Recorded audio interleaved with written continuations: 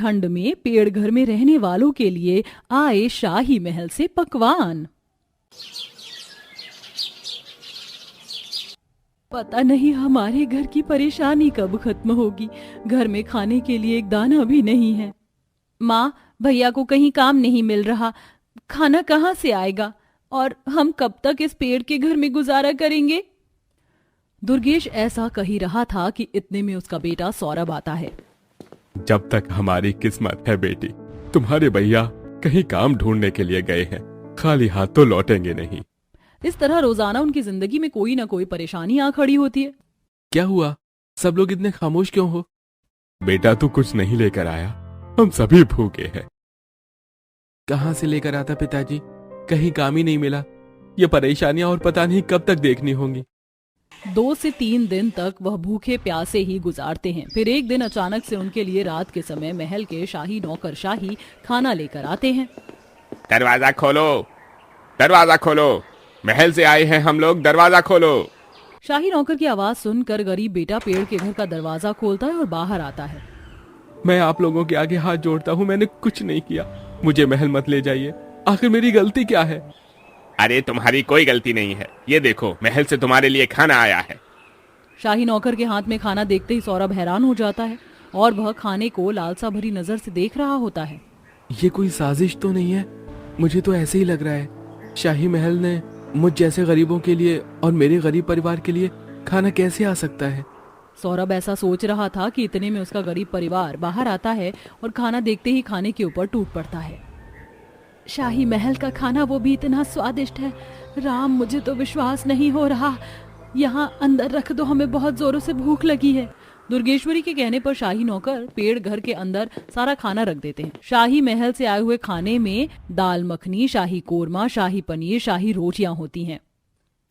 ऐसा खाना तो हम कभी सपने में भी खाने के लिए नहीं सोच सकते, जितना शाही महल से आया है। माँ, बहुत भूख लगी है, चलो खाना खाते हैं। हाँ बेटी, चलो खाना खाते हैं। गरीब परिवार पेड़ के घर में बैठकर शाही महल से आया हुआ खाना खाने लगता है। शाही नौकर वहां से चले जाते हैं और सौरभ अपने परिवार को देखता रह जाता है।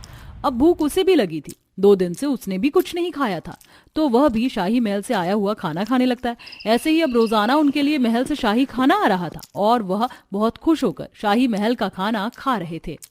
मैं अगर गलत नहीं हूँ तो ऐसा क्यों लग रहा है जैसे बकरा हलाल होने वाला है।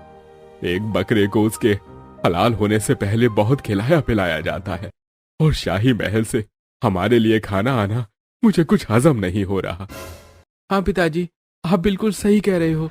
आज से हम शाही महल का खाना नहीं खाएंगे, चाहे भूखे ही क्यों न रहें।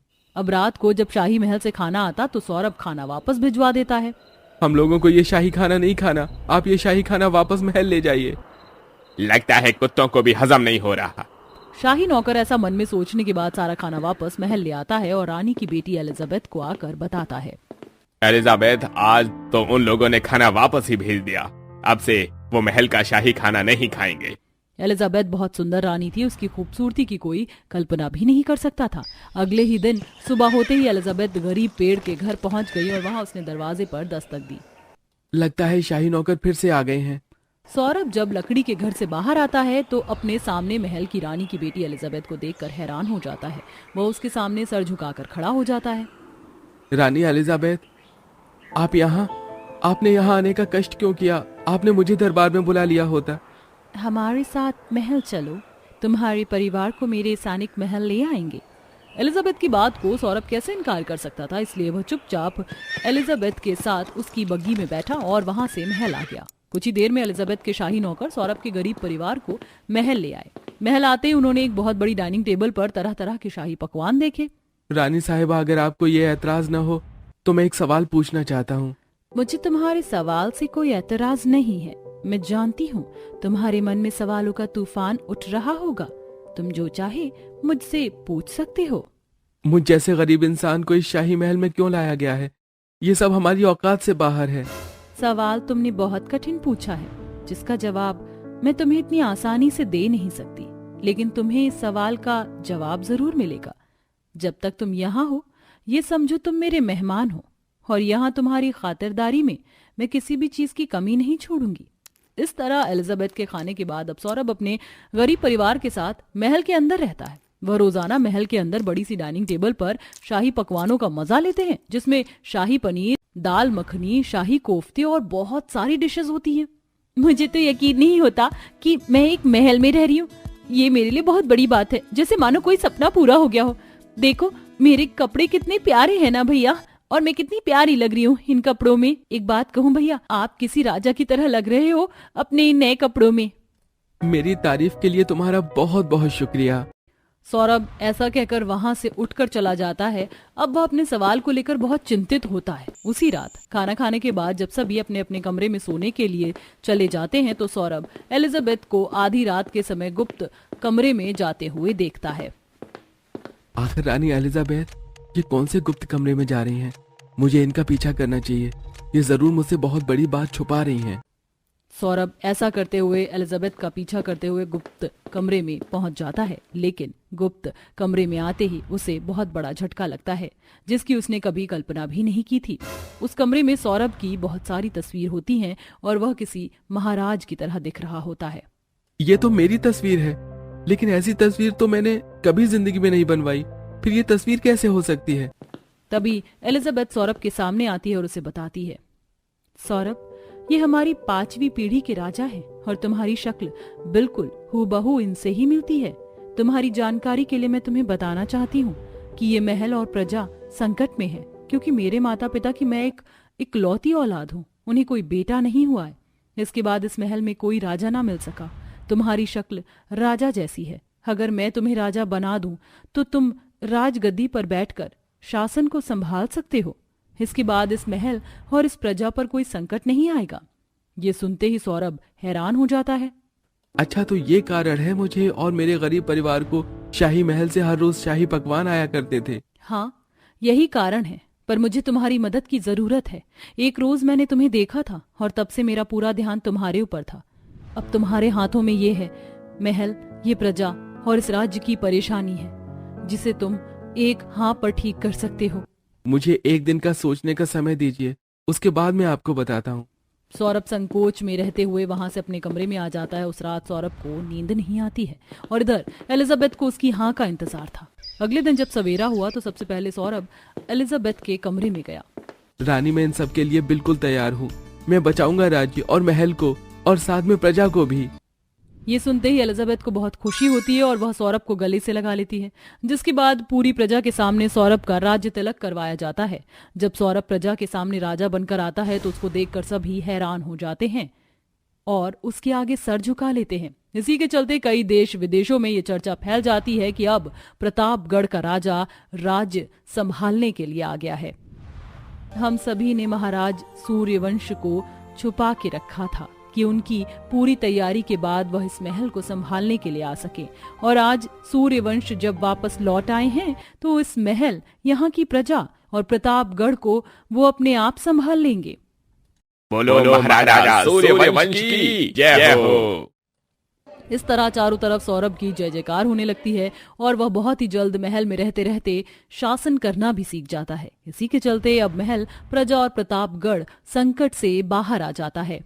कभी सपने में भी नहीं सोचा था कि मेरे बेटे को राजा के रूप में देखूंगी। बेटा, आज तूने मेरा नाम रोशन कर दिया और तेरी वजह से हमारी जिंदगी पेड़ के घर से आज महल में आ गई है। हाँ भैया, और आप सच में अब राजा हो, इस शाही महल के राजा। अब तो हमें रोजाना शाही पकवान खाने को मिलेंगे और बिना डरे हम शाही महल का पकवान खा सकते, क्योंकि हम बलि का बकरा नहीं है। ये सुनते ही दुर्गेश जोर जोर से हंसने लगता है। इसी के चलते गरीब परिवार की परेशानियां भी खत्म हो जाती हैं और सौरभ राजा बनकर प्रजा संभालने लगता है और एक दिन वह एलिजाबेथ से शादी भी कर लेता है। पंडित जी, तुमने मेरी बड़ी बहू गरीब लाकर दे दी अच्छी बहू के नाम पर मुझे अपनी छोटी बहू गरीब घर से नहीं चाहिए। जैसे मेरा रुतबा है, मैं चाहती हूँ कि मेरे समधी का भी रुतबा हो। शांति पंडित जी से बात कर रही होती है कि तभी उसकी बड़ी बहू रेशमा चांदी के ग्लास में पानी लेकर आती है। बहू, मैंने तुमसे कितनी बार बोला है कि जब घर में मेहमान आते हैं तो खाना पीना चांदी के बर्तन में नहीं, सोने के बर्तन में दिया करो। मामा, माफ करना माँ जी, मैं भी सोने के बर्तन में पानी लाती हूँ। अपनी सास की बातें सुनकर रेशमा डर जाती है और जल्दी से रसोई में जाकर सोने के बर्तन में पानी लेकर आती है। ठीक है शांति बहन, पर आपके पति और बेटे नजर नहीं आ रहे। हाँ, वो अर्पित और उसके पिता किसी की मैयत में गए हैं। पंडित जी शांति से बात करके वहां से चले जाते हैं और पंडित जी के जाते ही शांति कमरे में आराम करने के लिए चली जाती है। और वहीं विनोद अर्पित के साथ अपने दोस्त के घर पर होता है, जहां उसके सामने उसके दोस्त की लाश होती है और उसकी बेटी रो रही होती है। कुछ देर बाद विनोद अपने बेटे के साथ मिलकर अपने दोस्त का अंतिम संस्कार करता है और दिशा विनोद को अपनी पिता की चिट्ठी देती है। अंकल, ये चिट्ठी पापा ने आपके लिए छोड़ी है। आप पापा हॉस्पिटल में थे तो मैंने आपको बहुत कॉल की। पापा आखिरी बार आपसे मिलना चाहते थे पर ऐसा नहीं हो सका। दोस्त, मैं अपनी बेटी तुम्हारे भरोसे छोड़कर जा रहा हूं, क्योंकि अगर मैंने इसे इसके चाचा चाची के पास छोड़ा तो वो लोग इसे नोच खाएंगे, जैसे उन्होंने मुझे लूटा, मेरी प्रॉपर्टी मुझसे छीन ली, मुझे धोखा दिया। अब इस दुनिया में तुम ही हो जिसके भरोसे मैं अपनी बेटी छोड़कर जा रहा हूं। तुम मेरी बेटी की एक अच्छे घर में शादी करना। चिट्ठी पढ़कर विनोद इमोशनल हो जाता है और दिशा को अपने साथ चलने को कहता है। नहीं अंकल, मैं आप लोगों के साथ नहीं जा सकती। मैं आप लोगों पर बोझ नहीं बनना चाहती। मैं यहाँ अपने चाचा चाची के पास रह लूंगी। नहीं बेटा, मैं तुम्हें यहाँ नहीं छोड़ सकता और मैं तुम्हें ऐसे नहीं लेकर जा रहा। और तुम मुझ पर बोझ नहीं हो और मेरे दोस्त की आखिरी इच्छा है कि मैं तुम्हारा ख्याल रखूं, इसलिए मैं तुम्हारी शादी अपने बेटे अर्पित से कर रहा हूं। तुम मेरे घर मेरी बहू बनकर जाओगी। इस तरह विनोद दिशा की शादी अपने छोटे बेटे से करवा देता है और दिशा को अपनी बहू बनाकर घर ले जाता है, जहां शांति घर का दरवाजा खोलती है और दरवाजे पर अपने बेटे बहू को देखकर हैरान हो जाती है। ये लड़की कौन है? माँ, ये दिशा है, इस घर की छोटी बहू। तुम अपने दोस्त की मैयत में गए थे या इस गरीब लड़की को मेरे घर की बहू बनाने? शांति, बस तुम्हारा नाम शांति है, पर तुम कभी शांत नहीं रहती। बड़ी बहू अपनी देवरानी का गृह प्रवेश करवाओ।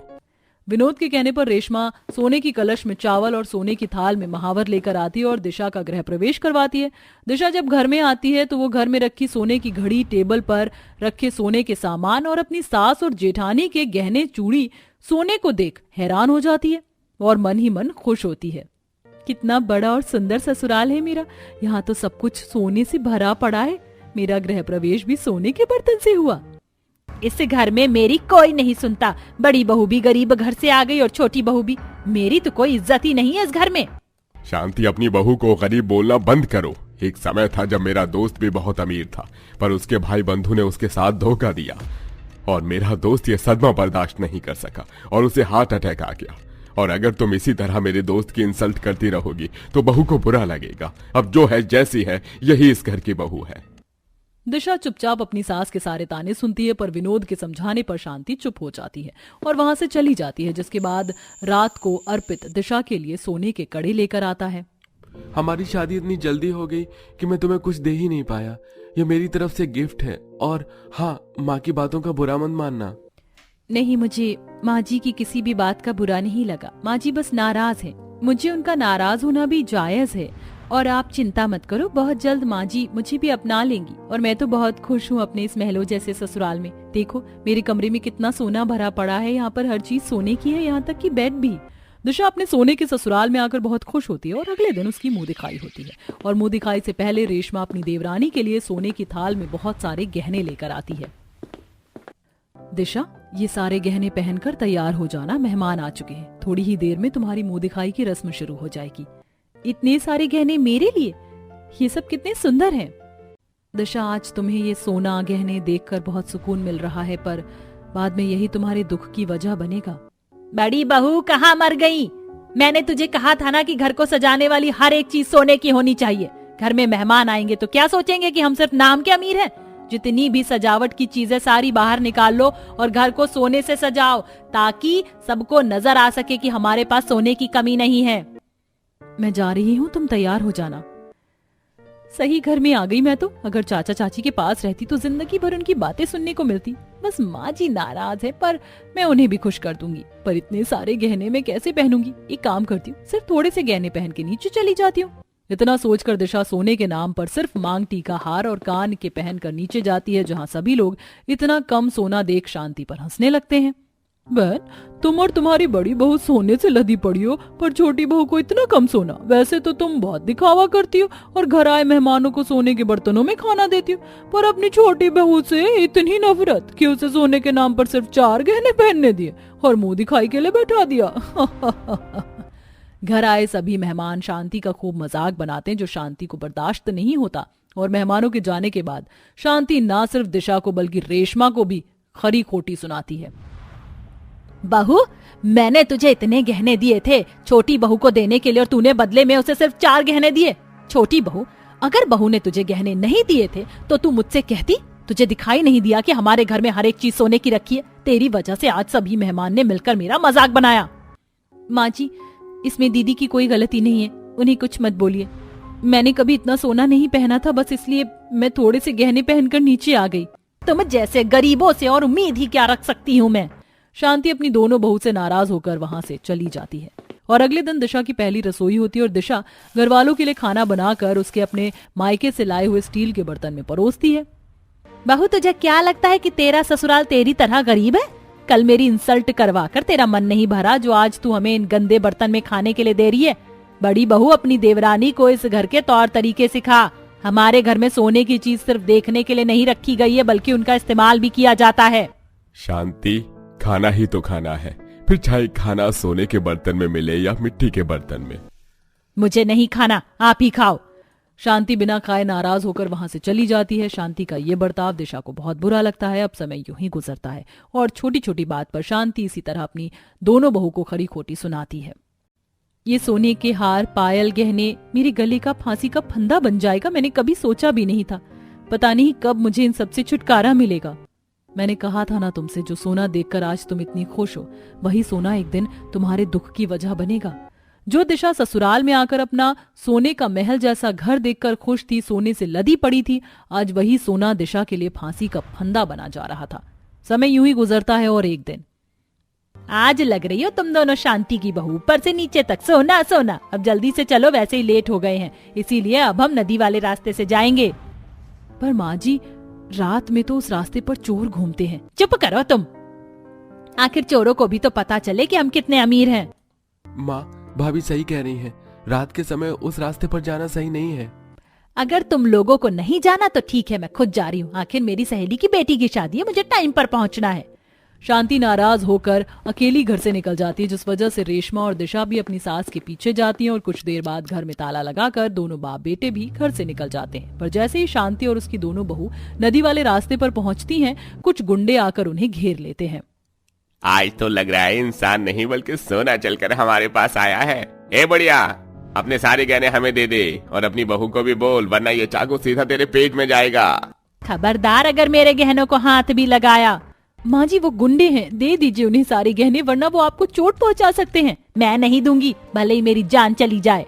शांति अपना सोना गुंडे को नहीं देती, जिसके बाद गुंडे उसे चाकू मारकर उसका सारा सोना छीन लेते हैं और दोनों बहू से कहते हैं, तुम दोनों अपनी सास की जिंदगी बचाना चाहती हो तो चुपचाप से अपने सारे गहने भी उतार कर हमें दे दो, वरना तुम्हारी सास यहीं अपना दम तोड़ देगी। डरकर रेशमा और दिशा अपने सारे गहने उतारकर गुंडों को दे देती हैं और गुंडे वहां से भाग जाते हैं। और तभी वहां विनोद और अर्पित आते हैं और जल्दी से शांति को अस्पताल ले जाते हैं। कुछ देर बाद जब शांति को होश आता है तो विनोद उससे कहता है, भगवान का शुक्र है कि तुम बच गई। अगर तुमने हमारी बात मान ली होती तो आज ये हादसा ना होता। आप सही कह रहे हैं। इस हादसे के बाद मुझे समझ आ गया कि ज्यादा दिखावा कभी कभी हम पर ही भारी पड़ जाता है। इसीलिए बहू, अब मैं तुम दोनों से कभी नहीं बोलूंगी कि तुम दोनों सोने से लद कर कहीं भी जाओ। तुम्हारा जो मन करे तुम वही करना। अब तो मैं खुद भी इतना ज्यादा डर गई हूँ कि कभी गहने ना पहनूं।